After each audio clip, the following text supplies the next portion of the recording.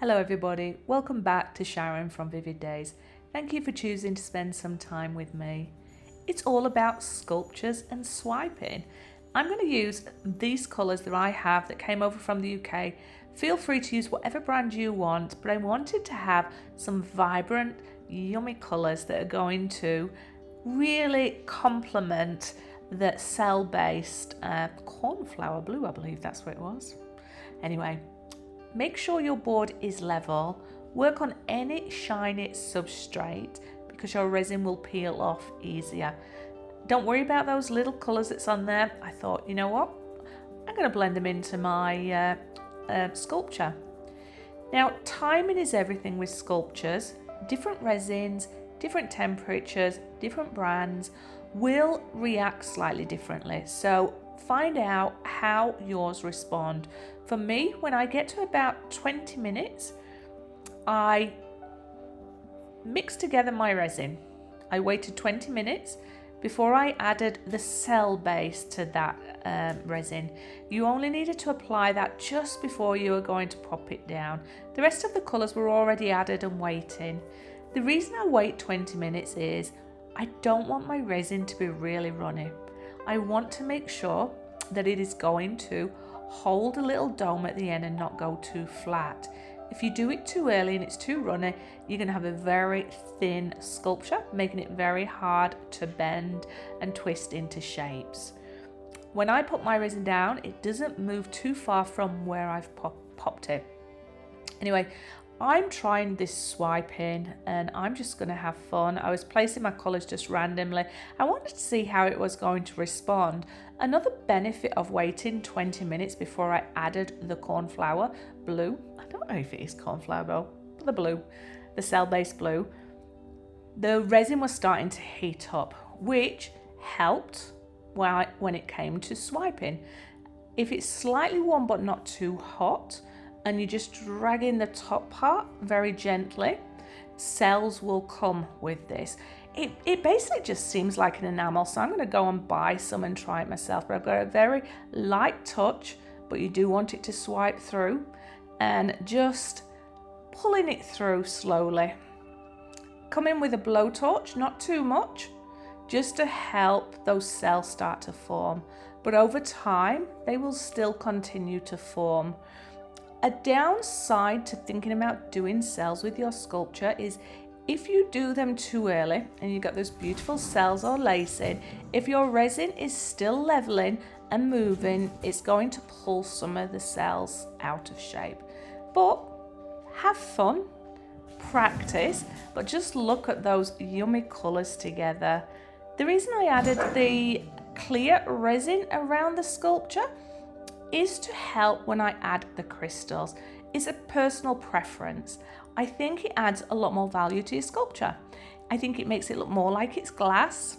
And when you add those crystals or table scatterings from Amazon to the edge, it just helps it look, I don't know, more sophisticated. Now you saw those cells appearing, and while that was working, I moved on to my second one.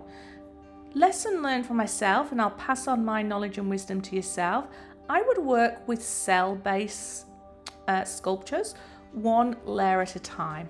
And what I mean by that is do one, hang it, let it cure, and then come back and work on your second one. What am I trying to say? Let me just clarify. I do a 2-layer sculpture. I worked on them simultaneously, one and then straight to the other. What I would advise you to do is work on one, let it do the curing. As you start to hang your second stage of your sculpture, then start to mix up your next layer of resin. That way you're not too pressured with timing, because with cell-based one, timing is important. You have to apply it quickly to your resin as you're putting it down, and then you have to add your colour within a reasonable time if you want to have that reaction.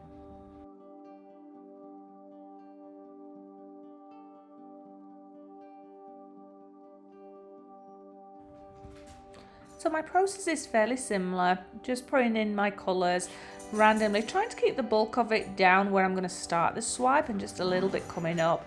I'm also applying some around the edge. Apologies for my dogs, they're waiting until I get my mic out, and then they're starting to have their little play fights, but they are well.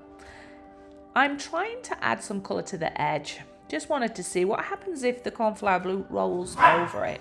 And I think when you're using a cell-based, have some really nice contrasting colours. I chose these colours because I'm really bonding with them at the moment. I'm really enjoying them because they look like a meadow with the blue sky and the flowers in the wind and candy floss and just delicate and yummy goodness. Now, I've just found out that the pigments I'm using are from Resin. I brought them over from the UK with me. I'm so glad that I purchased a lot before I came over here, because Claire from Claire's Crafty Corners just told me that they have gone into, I think, liquidation, so they may not be selling pigments anymore. I'm gonna have to go and have a little look, see if the website's still up and running. Anyway, if they are, buy up beautiful pigments. If not, buy any, or should I say use any colours that bond with you. I've gone for opaque in this. I normally do transparent sculptures, so I was actually a little bit nervous because if it's opaque it can look more plasticky, but I was actually pleasantly surprised. The composition of this, those beautiful popping colours, that little bit of lacing and cells still added value to it, and it was a pleasure to do one. I've not done a sculpture in a while, so it was quite therapeutic. You can see just lightly dragging through that top, a little bit of colour coming all the way through. I wipe off the excess, I don't put it back in there. Come through with that little blowtorch and just look at those contrasting colours and cells. I should have just left my camera there on time lapse so you could see how they form. They came out over a 10-minute period. I probably was a little bit more heavy-handed with the swipe on this one. I didn't get as many cells. It could have been that the resin itself had heated up too much. So I'm on a learning journey with this. I know Artists Till Death, they've already done many ways to show you how to get cells and lacing with swiping. So if you want people that are proficient at it, pop over there, say hello from Sharon. Myself, I just love learning myself and going with the flow, and yeah, I just want to explore a few different ways. My goal is to get a resin video out followed by a acrylic video or oil painting, so that I'm alternating every week. So hopefully people who subscribe will get to see a video that they enjoy maybe every second week. The most common question I ask is these table scatterings. They're just from Amazon. They're called table scatterings or crystals. You get them in all different sizes. I don't go bigger than 4.5mm, otherwise they look too heavy. And yeah, the substrate is just a iridescent cellophane kind of paper, what florists use. This one's slightly thicker though, so I can use it over and over. From when I walked away from my resin and covered it up to make sure there's no dust in there, I came back 4 hours later, and you get to see that all the excessive scatter crystals come off. I collect them back up and I put them into my jar so that they get used. It is fairly firm to touch. When I mean firm, I've got gloves on because if I didn't, I would still put my fingerprint in there. By using my gloves, I can touch the resin. I've got no fear of it coming off on my skin, but also I'm not going to leave marks in there. Because this is a fairly thicker substrate, it's it's got a nice, it's only 1mm, but you can see I can play around with it and it helps me hold the shape. So don't be afraid to get your hands in there, play around with it, because about 4 hours after I'd walked away, I'm not going to excessively put unnecessary force on my resin that you're going to get cracks or wrinkling or granny looking skin. It's a very soft, supple plastic.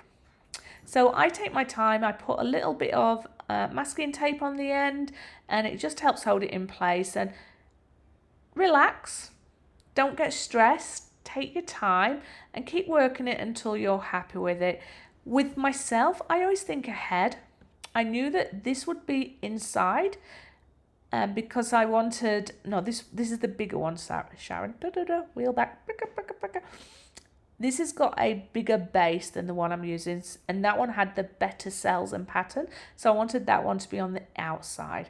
So I knew that this one that I'm going to be working on now, getting rid of all my excess crystals, is going to be on the inside, a very smaller base. So I was going to work this tighter to the glass so that it's going to fit inside. Now don't worry, it doesn't have to be perfect, because once we've done this, we walk away, we set our alarm for another 4 hours, for me anyway. And what that means is it's hardened up a little bit more, but it's still got enough bend in it that when I put it on the inside, if I need to tweak it, I can. I then set it firm in place. I use cups that I can recycle. If it's going to touch the resin, put some of the cellophane around it so it doesn't stick to it, just to help with those curves. So you'll see that a little bit later. So I'm going to leave you to listen to some music. Just look at those cells. Stunning, stunning, stunning. And it went quite, I don't know, in areas it was, what's the colour I'm looking for? I don't know, whimsical. I'll go with that. Anyway, I'm just bringing you in and you can see how it's draped around there. And hopefully you can see that that is a smaller base than the bigger base.